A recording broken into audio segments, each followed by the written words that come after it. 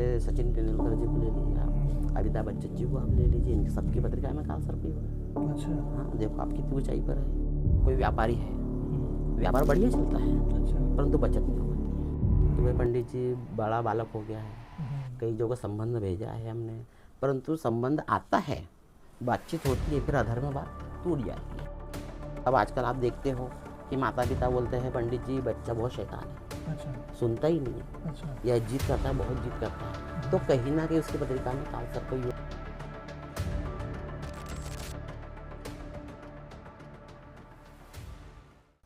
नमस्कार दोस्तों, आज के जो हमारे मेहमान हैं जिनको मैं आपसे मिलवाना चाहता हूं, वो पिछले 30 वर्षों से पंडिताई कर रहे हैं।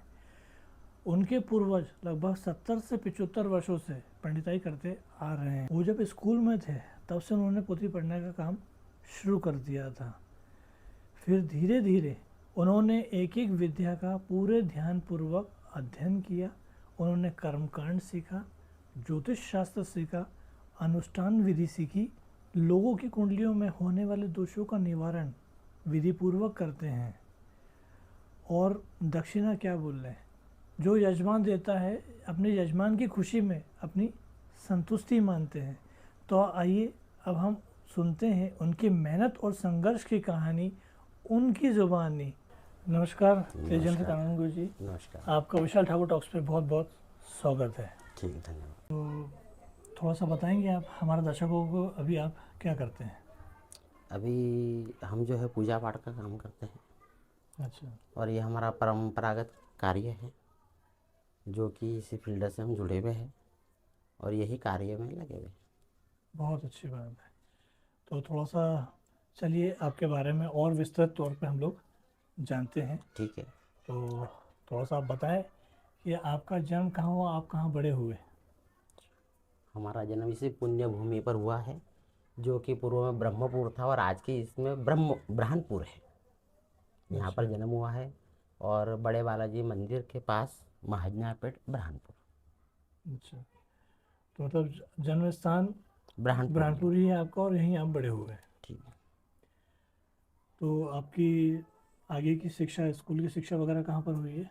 हमारी प्रारंभिक जो शिक्षा हुई है मेन मराठी स्कूल में हुई है। अच्छा। कक्षा पहली से लेकर 5वीं तक हुई है, मराठी मीडियम में? मराठी मीडियम स्कूल में हुई है। और वो जो अध्ययन था बड़ा ही अनुभव का अध्ययन था। जैसे आपको ज्ञात होगा कि उस समय ना कोई प्ले स्टोर था, ना कोई नर्सरी थी, ना कोई KG1 था, ना कोई KG2 थी। बिल्कुल। उस समय जो एडमिशन हुआ करते थे बच्चों के, वो इस तरीके से हुआ करते थे कि एक आयु, जैसे यदि आपकी 5 वर्ष की आयु है बिल्कुल। और आप गए, आपके पालक कि भाई बच्चे का एडमिशन करवाना है, तो उस समय के जो शिक्षक गण थे वो कहते थे बालक से कि बेटा अपना सीधा हाथ उठाओ और अपने कान को आप लगाओ। अच्छा। यदि आपका लग गया तो आपका एडमिशन हो हो जाएगा। गया। बहुत अच्छी बात है। मतलब ये एक बहुत ही अनोखा तरीका देखा एडमिशन का, जो पहले हुआ करता था। पहले हुआ करता था। अच्छा। फिर उसके बाद 5वीं के बाद? फिर कक्षा 6वीं से लेके 10वीं तक गणेश उच्चतर माध्यमिक विद्यालय में अध्ययनरत हुए हैं। गणेश स्कूल में? हाँ, जहाँ के आप जो नियम आचरण बड़ा ही स्ट्रिक्ट था। जो शिक्षक गण थे अच्छा। विद्यार्थी को अपने परिवार के समान, बालक के समान व्यवहार किया करते अच्छा। हाँ, पहले के समय में तो एक गुरुकुल की जो थे। पद्धति गुरुकुल पहले को चली उसके आई थी, हिसाब से किया। उसके हिसाब से आचरण करवाते थे। बहुत अच्छी बात। तो थोड़ा सा मुझे बताएंगे, आप स्कूल में जब पढ़ते थे तो आप किस तरह के विद्यार्थी थे? पढ़ाकू थे या शरारती? किस तरह के थे? देखो, पढ़ाकू तो बोल नहीं सकते हैं अच्छा। और शरारती भी नहीं बोल सकते थे। बस एक इंजॉयमेंट की ज़िंदगी थी कि भाई पढ़ने में तो रुचि बहुत कम थी शुरू से। तो जैसे पढ़ाई के बारे में बहुत रुचि कम थी। और जो हमारा मित्रगण थे, अच्छा। हमने सभी का ऐसा वो सभी। था, पढ़ाई किया करते थे परंतु उस तरीके की पढ़ाई नहीं किया करते जिससे कोई उद्देश्य हो कि कोई आगे बढ़ने की हो। नहीं भाई, जाना है, 4 घंटे पास करना है स्कूल में, वापस लौट कर घर आना है। परंतु गणेश उच्चतर माध्यमिक विद्यालय में जो शिक्षक गण थे उनका जो व्यवहार था जो उनका शिक्षा देने का जो एक नियम था वो इस तरीके का था कि बच्चों को, बच्चा कहाँ जा रहा है स्कूल छूटने के बाद भी, अच्छा। देखो इतना तो पेरेंट भी ध्यान नहीं देते बच्चे पर अपने, बिल्कुल। कि भाई अपना बच्चा कहाँ जा रहा है, क्या कर रहा है। यदि बाय द वे गलती से भी आप स्कूल के समय में कमल टाकी से लेकर गर्ल्स स्कूल के समय में यदि आप दिख गए किसी को, तो दूसरे दिन आपकी क्लास लग जाती थी अच्छा। कि आप वहाँ क्या कर रहे थे। हम्म। बड़ा सोचनीय वो होता था कि भाई सर जी ने कब देख लिया। हम्म। तो उनका जो सोचने का था कि भाई बालक वहाँ क्या कर रहा था, मतलब स्कूल छूटी तो घर जाना चाहिए था, घर वहाँ जाना क्या चाहिए, कर रहा वहाँ क्या कर रहा था, क्योंकि वो संवेदनशील इलाका है। कमल था। टाकी से लेके गर्ल्स गर्ल्स स्कूल स्कूल बोले तक का। तो थोड़ा उस समय का जो बिल्कुल। दौर था तो वो होता था। तो फिर अब यदि किसी प्रकार की बात हो भी तो आप घर पर बोल नहीं सकते थे। बिल्कुल। यदि आप घर पर बोलोगे तो घर वाले आपको यही बोलोगे कि आपने कोई ना कोई गलती की होगी, जब भी तो शिक्षक ने आपको पनिशमेंट दिया। बिल्कुल, पहले का अनुशासन ही अलग हुआ करता था, शिक्षक से डरते थे। डरते थे, मान था, सम्मान था। हाँ, संस्कार जो दिया गया है गणेश उच्चतर माध्यमिक विद्यालय में, जितने भी जो शिक्षक गण थे, चाहे सुबह के हो या दोपहर के हो, सभी कब अपने जो विद्यार्थी थे सभी पे एक समान था। बिल्कुल। तो आपने कहाँ तक की शिक्षा हासिल की है? हमने 10वीं तक शिक्षा ग्रहण की है वहाँ पर। अच्छा। और 6वीं 7वीं में हमने एनसीसी भी ली थी, बहुत अच्छी बात। जिसमें हमारे राम कदम जी सर बड़े हम्म। स्ट्रिक्ट थे। बिल्कुल। इतनी परेड करवाते थे और आनंद आता था परेड करने में। परंतु परेड करने के बाद जो 2 कचौरी एक समोसा आता था, उसको देखकर मन आनंदित हो जाता था और बड़ी परेड की थकान निकल जाती थी। बिल्कुल सही है, बच्चों को तो लुभाना रहता ही हैगा। तो एनसीसी में सिर्फ आप सहभागी होते थे या कोई कैंप वगैरह में भी गए थे? हाँ, कैंप भी अटेंड किया था हमने। आप समझ लो कि 95 96 के लगभग की बात है। वो नेपा नगर में कॉलेज के जो स्टूडेंट थे उनके साथ अपने कैंप अटेंड किया था अच्छा। नेपा नगर में। कितने दिन का कैंप था वो? वो था महीने भर का कैंप था। 1 महीने का एक कैंप? महीने का। मतलब एनसीसी का 1 महीने के में मतलब है वहीं पर रहना है, बनाना खाना सब काम अपने हाथ से ही करना अपने है। हाथ से करना है, मतलब एक अनुशासन, सारी अनुशासन चीज़ें, करना। एक ट्रेनिंग थी वो। ट्रेनिंग थी। तो थोड़ा सा मुझे बताएंगे, स्कूल के समय में कोई खेल भी खेलते थे आप? हाँ, खेल खेला, खेले में तो बड़ी रुचि थी हमको। जैसे खो खो हो गया, अच्छा। क्रिकेट हो गया।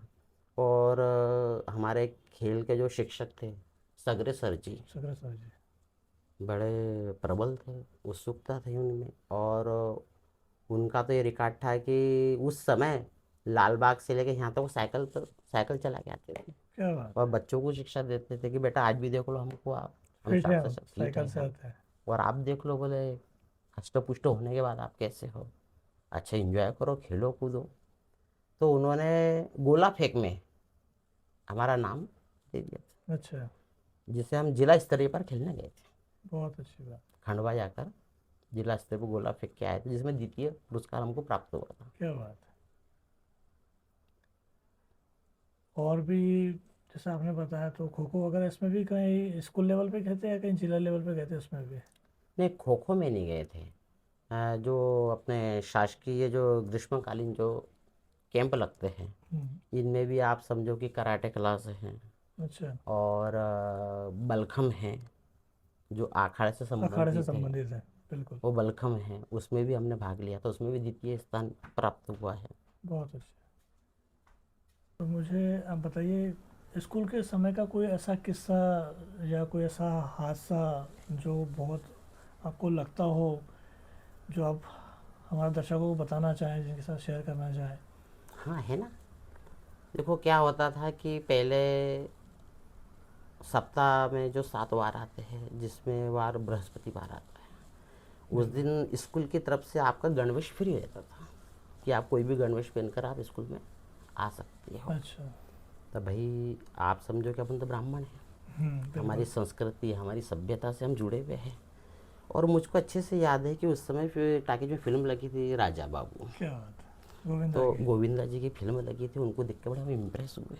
अच्छा। उनका धोती पहनना, चश्मा लगाना और गाड़ी पर घूमना बड़ा अच्छा लगता था। तो हमने सोचा भाई गुरुवार है, और वो दौर तो बुलेट का दौर था। बुलेट का दौर था, तो अपन भी क्यों नहीं अपनी संस्कृति सभ्यता को वो करें। और हम धोती पहनकर स्कूल में पहुंच गए, उस ऊपर से काला चश्मा। क्या बात है। जो हमारे मित्रगण थे, जो शिक्षक गण थे, वो भी बड़े ताजुब में आ गए, भाई पंडित जी क्या कर रहे हैं सर। परंतु बोल नहीं सकते क्योंकि ये तो हमारी संस्कृति है, हमारी सभ्यता है। तो वो आज भी अनुभव हमको अच्छे से याद है, स्मरणीय अनुभव है वो स्मरणीय तो। अनुभव। बिल्कुल बिल्कुल। बचपन में आपका क्या सपना था? आप क्या बनना चाहते थे या शुरू से ही आप पंडिताई करना चाहते थे? नहीं, सही यदि मैं आपको बताऊं तो जो बचपन गया है, उस समय का जो बचपन था उसकी बात ही कुछ और थी, वो तो सही है। और आज के बचपन में बहुत फ़र्क है। बिल्कुल सही। क्योंकि उस समय का बचपन अधिकतर खेल कूद में जाता था, सही है। जिससे शारीरिक पुष्टता प्राप्त होती थी। खेल कूद में जैसे आप शुरुआत यदि करो तो गिल्ली डंडा, बिल्कुल। गदाबदी का खेल होता था, हाथी की सूंड होता था, देसी खेल खो सारा खो, है। देसी खेल होते देसी थे, खेल जिससे कि शरीर हष्ट पुष्ट हो और व्यक्ति की प्रोग्रेस हो, इस बिल्कुल। तरीके का खेल होते थे। आज के खेल नहीं, दिन भर बच्चे मोबाइल में मोबाइल लगे चलाते रहते हैं, हैं, सही उनको है। फुर्सत ही नहीं है, कहाँ उनका शारीरिक विकास हो पाएगा। घर ही घर में मोबाइल घर ही चलाते घर में रहते, मोबाइल बाहर निकलते चलाते ही रहते नहीं है। हैं। माता पिता भी, पेरेंट्स भी जाने नहीं देते बच्चों को कि नहीं बच्चा कहीं बाहर जाएगा कि डिस्टर्ब होगा। परंतु वो जो दौर था, वो जो समय था, बड़ा अद्भुत था वो, कि उस समय माता पिता भी इतना प्रेशर नहीं डालते थे बच्चों पर। तो आपका सपना क्या था बचपन में? कुछ ऐसा सपना था जो सोचते थे कि मैं आगे बड़ा होकर के ये हाँ, बनूंगा? सपना तो भाई देखो, जिस फील्ड जिस जन्म लिया है, तो क्योंकि वैसे ही ब्राह्मण है, सामान्य में आते हैं, तो नौकरी तो संभव नहीं है। और अपनी पढ़ाई इतनी हो नहीं पाई थी कि अपन किसी जॉब के बारे में सोच सके। बिल्कुल सही। तो जो अपनी फील्ड है उसी में ही जाना था अपने को, उसी में ही आगे बढ़ना था। तो मुझे बताइए, आपने पंडिताई कब से और कैसे शुरू की?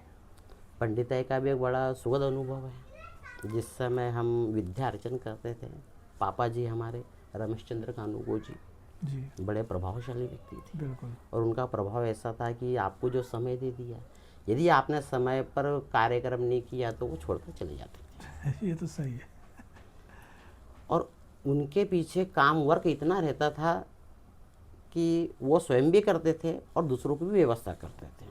हम्म, तो जब उन्होंने देखा कि बालक का पढ़ाई में मन कम नहीं लगता है या रुचि नहीं है या आगे ये पढ़ नहीं सकता, तो क्यों ना इसको धीरे धीरे अपनी लाइन में सही है। लाया जाए।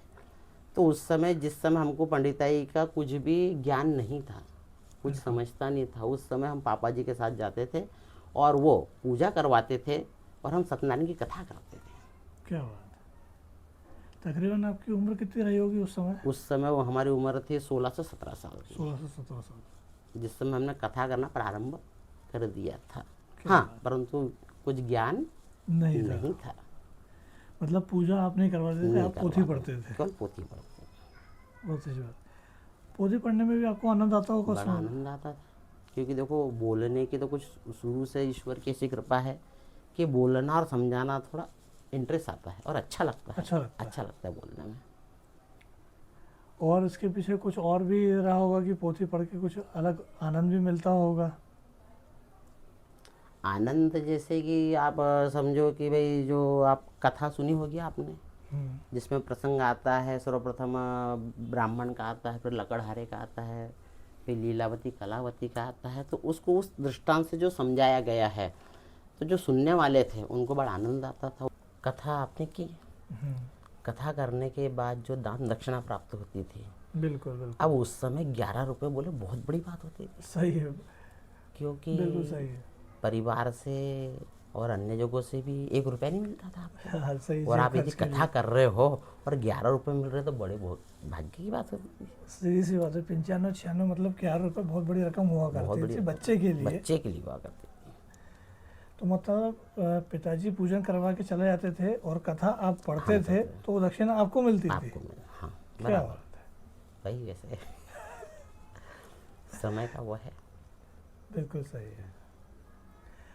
अच्छा, तो जब आपने पूजन करना शुरू किया, पंडिताई करना आपने शुरू किया, तो उस समय आप जब आपने शुरू किया था तो आपकी उम्र कम थी, तो उस समय पे जब आप पूजन करवाने जाते थे तो आपको किसी प्रकार की कोई दिक्कत आती थी, या लोग किस तरह से आपको देखते थे, यार अभी तो छोटा है, उस हिसाब से?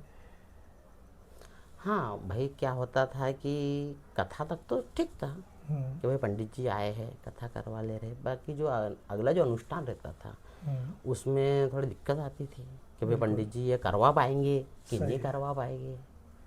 कि भाई पंडित जी के बालक है, बिल्कुल। आते हैं साथ में, परंतु ये क्या उस तरीके से करवा पाएंगे जिस हाँ, तरीके से उसमें हमारे भरोसा, पंडित जी करवाते हैं। वो तो भरोसा भरोसा बैठने में थोड़ा थोड़ा समय लगा। समय लगा।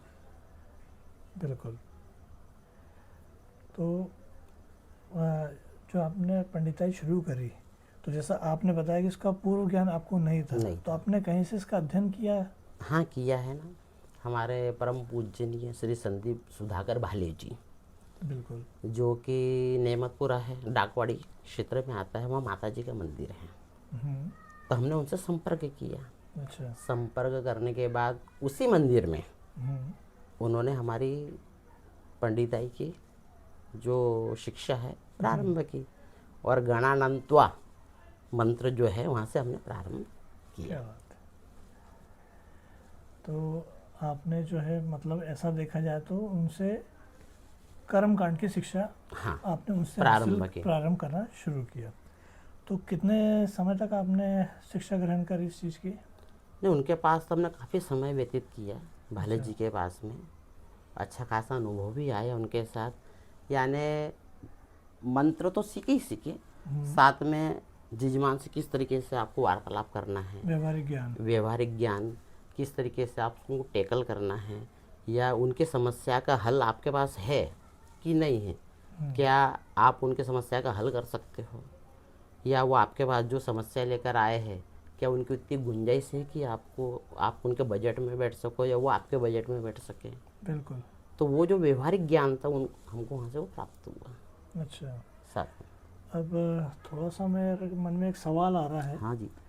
कि जब घर में आपके पिताजी स्वयं इतने बड़े पंडित थे, जो लगभग मैं समझता हूँ कि आधे से ज़्यादा बुरहानपुर पूरा उनका बुरहानपुर कौन यजमान था, चलेगा। हाँ, तो फिर आपने घर में शिक्षा हासिल करने की जगह बाहर आप क्यों गए? अब इस बारे में बड़ा अच्छा प्रश्न किया आपने। अब आपको शायद नॉलेज में होगा, आपने सुना भी होगा कि हमारे यहाँ कहावत है कि घर का कुम्हार फूटी हंडी में खाता है। बिल्कुल सही है। तो क्या होता है कि उनका जो समझाने का तरीका था या जो सिखाने का वो था, बड़ा स्टिक था वो। अच्छा। उनकी ऐसी अभिलाषा थी, ऐसी सोच थी कि मैंने आज यदि बालक को एक लाइन दी है तो दूसरी दो लाइन मुझको याद होना, होना परंतु बिल्कुल सही संभव है। नहीं हो पाता था। क्यों? क्योंकि अभी कभी पढ़ा ही नहीं, कभी सही है। ध्यान दिया नहीं, तो किस तरीके से दे पाएंगे। तो इसलिए फिर उनकी अपेक्षा बाहर जाकर इस चीज़ का अध्ययन किया गया। बहुत अच्छी बात है। तो संदीप भाले जी के पास में आपने कितना साल काम किया? उनके पास हमने कम से कम 10 साल तक विद्या अर्चन का ज्ञान प्राप्त किया। विद्या अर्जन के साथ में आप उनको, वो जो पूजा पाठ के अनुष्ठान का कार्य लेते होंगे उसमें भी आप जाते होंगे हाँ, उनके साथ में सहभागी काम करने बनते के लिए? थे, उनका सहभागी सहयोग करते थे, साथ में अनुभव भी आता था कि पूजन किस तरीके से कराया जाता है, कौन सा मंत्र कहाँ बोलना है, किस तरीके से बोलना है, वो भी प्राप्त होता। बिल्कुल। तो पंडिताई में आपकी कितनी पीढ़ियाँ हो गई अभी तक? पंडिताई में हम जो है तीसरी पीढ़ी में है, और हमारा जो बालक है वो चौथी पीढ़ी में आ रहा है। अच्छा, थोड़ा सा विस्तार से बताएं, कब से आपके परिवार में चीज़ें शुरू हुई हैं?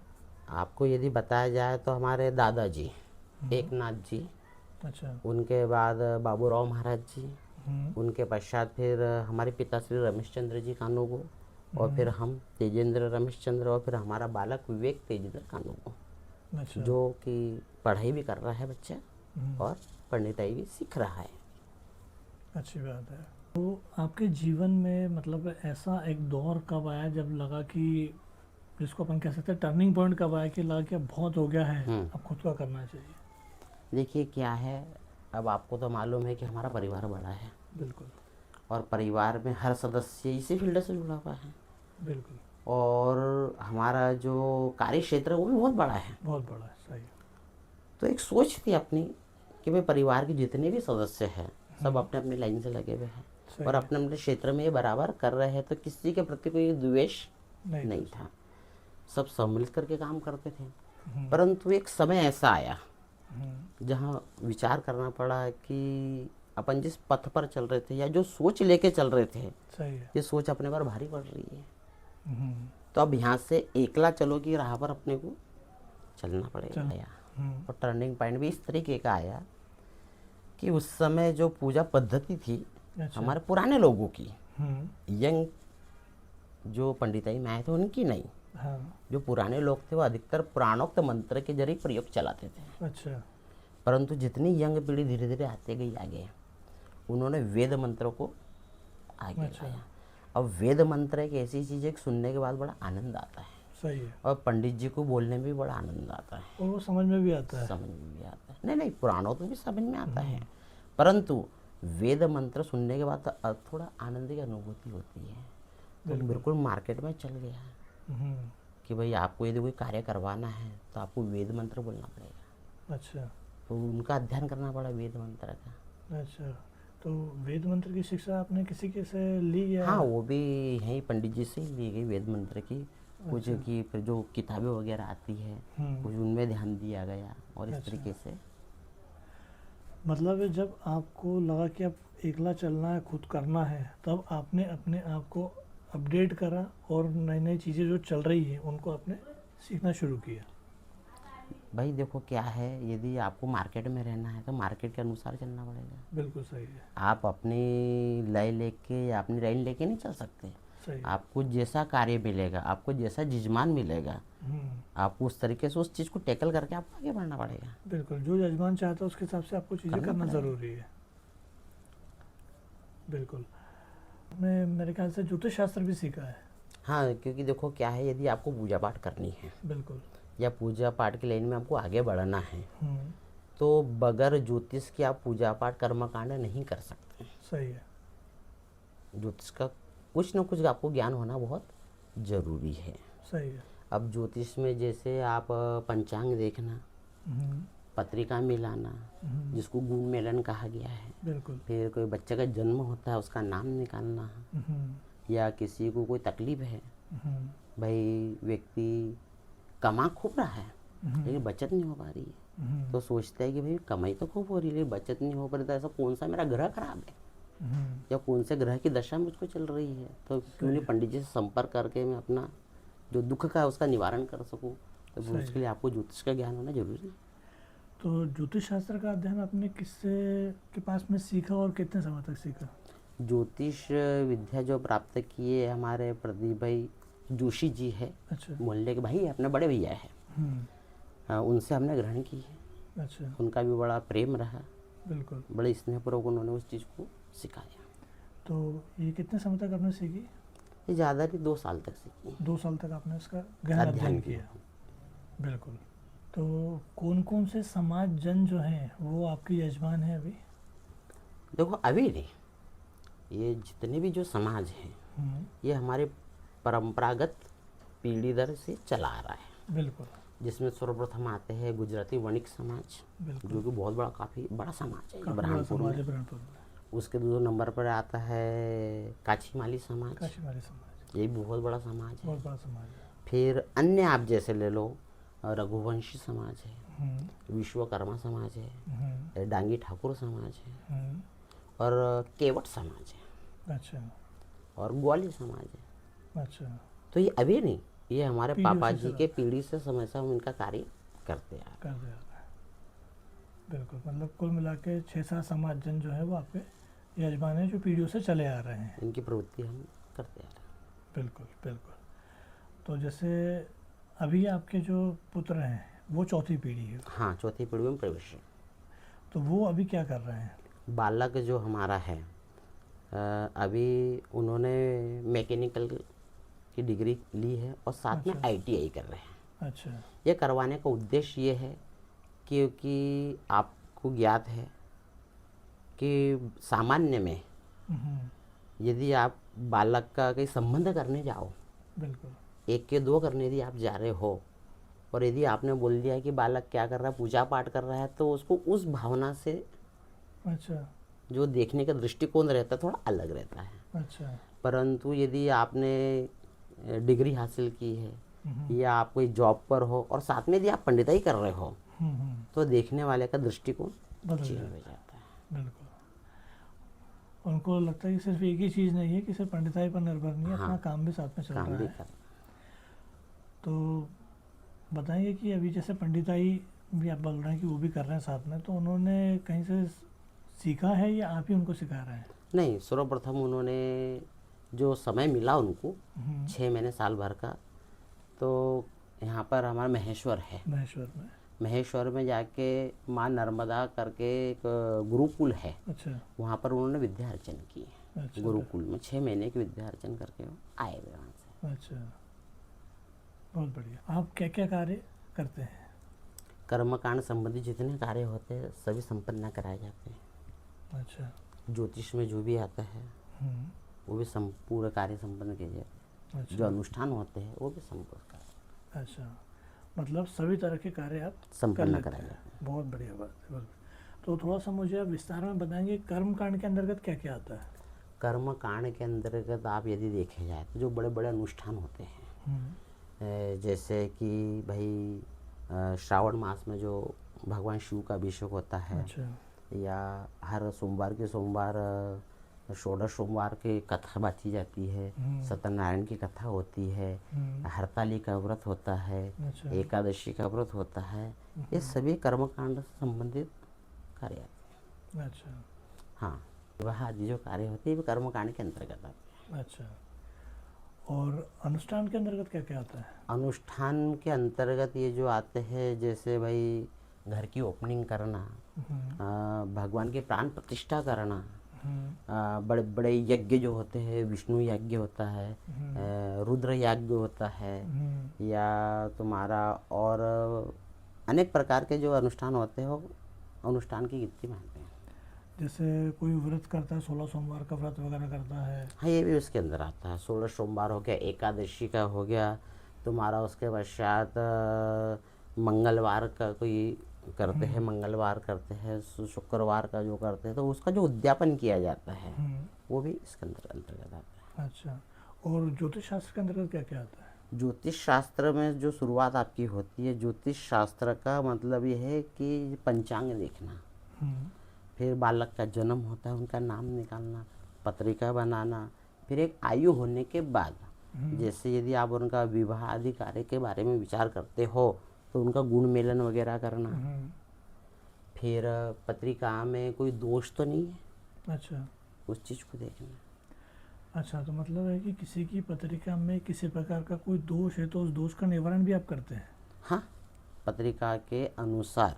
अच्छा। जैसे काल सर्प योग आता है, जैसे कि चंद्र सूर्य का ग्रहण योग आता है, राहु केतु, और तुम्हारा चंद्र राहु, गुरु राहु, मंगल राहु के सभी अलग अलग प्रकार के योग बनते हैं, दोष बनते हैं पत्रिका के अंदर, तो इन सभी का अनुष्ठान के जरिए पूजन किया जाता है। अच्छा।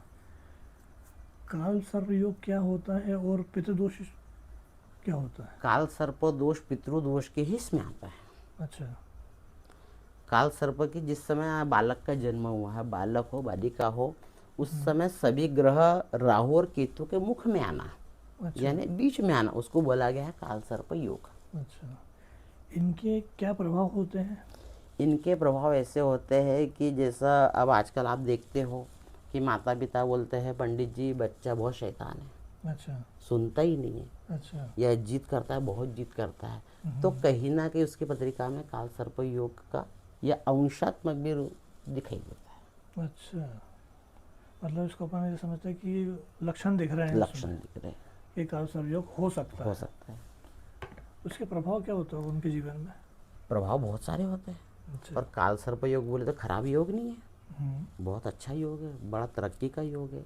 आज हमारे जितने भी जो बड़े हैं जैसे सचिन तेंदुलकर जी को ले लीजिए आप, अमिताभ बच्चन जी को आप ले लीजिए, इनकी सबकी पत्रिका में काल सर्प ही होगा। अच्छा। हाँ, देखो आप कितनी ऊंचाई पर है, बिल्कुल। बड़ा व्यक्ति को आगे ले जाते हैं ये। हाँ, समय पर आप उस चीज़ को समझ कर यदि आगे बढ़ जाए तो आपको आगे ले जाते हैं। अच्छा। और बहुत सा सुना है कि जैसे पितृदोष जो होता है तो तर्पण विधि करवाना पड़ती है, क्या होता है ये पितृदोष और नहीं, उसके क्या प्रभाव होते हैं? पितृदोष जो है, पितृदोष में कई प्रकार का, जैसे नारायण नागबलि की जाती है, त्रिपिंडी की जाती है, और घर पर तिथि के अनुसार या संवत्सरिक तिथि के अनुसार तर्पण वगैरह आदि कार्य किया जाता है अच्छा। पितृदोष में। इनके प्रभाव क्या होता है, पितृदोष का प्रभाव क्या होता है व्यक्ति के जीवन में? जीवन में बहुत बड़ा प्रभाव रहता है।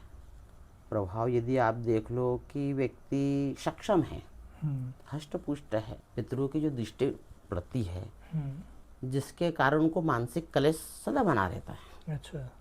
यदि कोई व्यापारी है, व्यापार बढ़िया चलता है, अच्छा। परंतु बचत नहीं हो पाती। ओहो। इन किन प्रकार इन घर में कलह रहती है।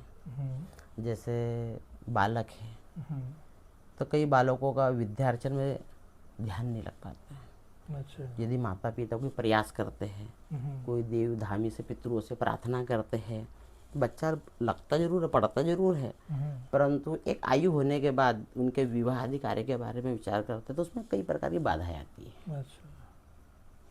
फिर उस बाधाओं को दूर करने के लिए आप पंडित जी के पास जाते हो कि भाई पंडित जी बड़ा बालक हो गया है, कई जगह संबंध भेजा है हमने, परंतु संबंध आता है, बातचीत होती है, फिर अधर में बात टूट जाती है, बात जम नहीं पाती है। इसका क्या कारण है? फिर पंडित जी बताते हैं कि भाई आपको पितृदोष है और आपको इसका यदि निवारण करना है तो आपको त्र्यंबकेश्वर जाना पड़ेगा या गया जी जाना पड़ेगा। अच्छा। आपको नारायण नाग बलि करना पड़ेगी। अच्छा, बहुत अच्छी जानकारी आपने दी। अच्छा, अब मैं एक सवाल मन में आ रहा है मेरे कि जब आपने पंडिताई शुरू करी थी उस समय क्या स्थिति थी और आज के समय में क्या स्थिति है? आज के समय की जो स्थिति है उसमें पहले कर में कोई ज़्यादा प्रभाव नहीं पड़ा हुआ। अच्छा। भाई अन्य आप ब्राह्मण जन ले लो, और जो कार्य कराने की जो पद्धत है या जो दान दक्षिणा की जो है, तो हमारा जो परिवार है, हमारे परिवार का हम जितने भी समाजों का कार्य करते हैं, हम सभी में समान रूप से एक समानता को लेकर सभी का कार्य को हम करते हैं। अच्छा। कि भाई उस व्यक्ति का भी कार्य हो जाए और अपनी भी जो जीवन शैली चलती है। बिल्कुल सही। तो जैसा कि आपसे मेरी अभी तक जो चर्चा हुई, आपने बताया कि आप सभी तरह के कार्य करते हैं, तो मन में एक प्रश्न आ रहा है कि सभी तरह के कार्य आप कर लेते हैं तो आप यजमान से कितनी दक्षिणा लेते हैं सभी कार्य करने के हिसाब से? देखो, दक्षिणा का तो ऐसा है कि जो यजमान का भाव हो, पर्टिकुलर हर किसी से दक्षिणा फिक्स नहीं है। भाई क्या होता है, कभी यजमान की जो उसका बैकग्राउंड है या उसकी जो क्षमता है उसको ध्यान रखना पड़ता है। बिल्कुल। उसको ध्यान में रखकर उसके कार्य को संपन्न कराना पड़ता है। और फिर हमारा तो वही उद्देश्य है, सेवा। अब सेवा का क्या मूल लगाओगे आप? सही है। अब सेवा का मूल तो यजमान ही लगा सकता है कि जो उसका कार्य अपन ने किया वो किस भाव से उसको देखता है। बिल्कुल सही है।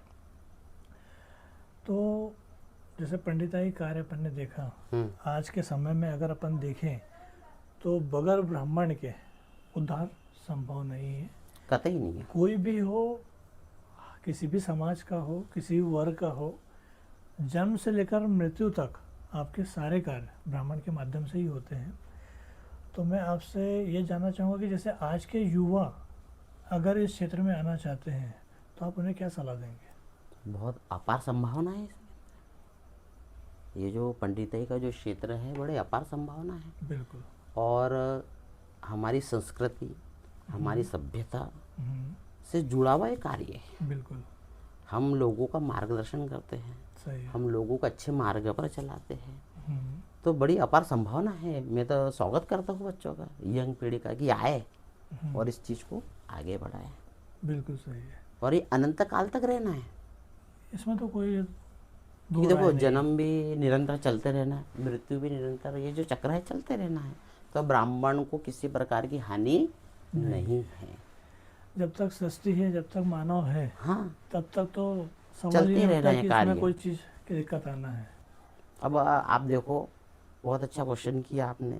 सबसे बड़ा उदाहरण आपके सामने लॉकडाउन है। हाँ, बिल्कुल। भाई आपने देखा है कि लॉकडाउन में सब बंद था। सब बंद क्या लोगों की शादी बंद हुई? नहीं हुई, बिल्कुल नहीं हुई। 5 लोग थे, शादी हुई, बिल्कुल। ब्राह्मण लगा। किसी की मृत्यु हुई, भाई पंडित जी ने अनुष्ठान करवाया, हुआ। बिल्कुल सही, तो पंडिताई या अनुष्ठान बंद नहीं हो सकता।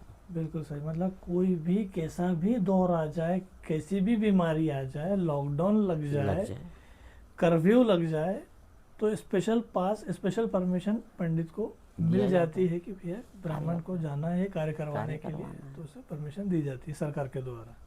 बिल्कुल सही है। आपसे चर्चा करके काफ़ी अच्छा लगा, काफ़ी सारी चीज़ों के बारे में जानने को मिला, और हमारी ऑडियंस को भी लगभग हर तरह की जानकारी आपके माध्यम से मिली कि भाई कर्म कांड क्या होता है, ज्योतिष शास्त्र क्या होता है, अनुष्ठान क्या होता है। तो अब मैं हमारे ऑडियंस के लिए जानना चाहूँगा, अगर आप इन्हें कोई संदेश देना चाहें कि आप क्या संदेश, क्या मतलब देखो, मैं संदेश ये देना चाहूँगा कि ये आपका जो दौर चल रहा है, ये जो समय है, बिल्कुल। तो हर पालक, हम्म, माता पिता हम्म, अपने बालक की जिस भी क्षेत्र में रुचि हो, अच्छा, जिस क्षेत्र में वो जाना चाहता हो, बिल्कुल। आपके हिसाब से नहीं हम्म, कि भाई बच्चे ने इंजीनियरिंग बनना चाहिए, हम्म, या बच्चे ने डॉक्टर ही बनना चाहिए, हम्म, या बच्चे ने एसपी बनना चाहिए, या कोई साइंटिस्ट बनना चाहिए, नहीं। हम्म, उसकी जिस क्षेत्र में रुचि है या जिसमें रुझान है, बिल्कुल। चाहे वे खेल कूद ले लो, आप हम्म, संगीत आप ले लो, या आजकल यूट्यूबर बहुत सारे हो बिल्कुल। गए, वो ले लो, हम्म, या उसके ऊपर है कि वो किस क्षेत्र में जाना चाहता है। बिल्कुल। तो संपूर्ण पालकों से मेरा निवेदन है कि आप उनको प्रोत्साहन दें उस क्षेत्र में, जिस और क्षेत्र उनको में, आगे बढ़ाया जाए, जिससे उनका भविष्य उज्जवल हो, बिल्कुल, जिसमें उसका मन हो। मन हो। बिल्कुल क्योंकि सही, आप अपनी बात से वो थोप नहीं सकते, वो सही। समय नहीं है, वो समय नहीं, बिल्कुल। वो समय नहीं है। क्योंकि इसके परिणाम हम देख रहे हैं, बिल्कुल, इसके परिणाम हम देख रहे हैं, और इसके परिणाम हमको अधिकतर जो विद्या अर्चन कर रहे हैं, माता पिता की सोच रहती है कि मेरे बच्चे ने इतने परसेंटेज लाना चाहिए, सही है। और बच्चा कम लाता है। तो कितनी घटनाएं घट रही है हमारे आंखों के सामने है। बिल्कुल सही। तो आप बच्चे पे प्रेशर डाल नहीं नहीं सकते। सकते। यदि डालोगे, नुकसान आपका है, सही है, नुकसान आपका आपका है। बिल्कुल।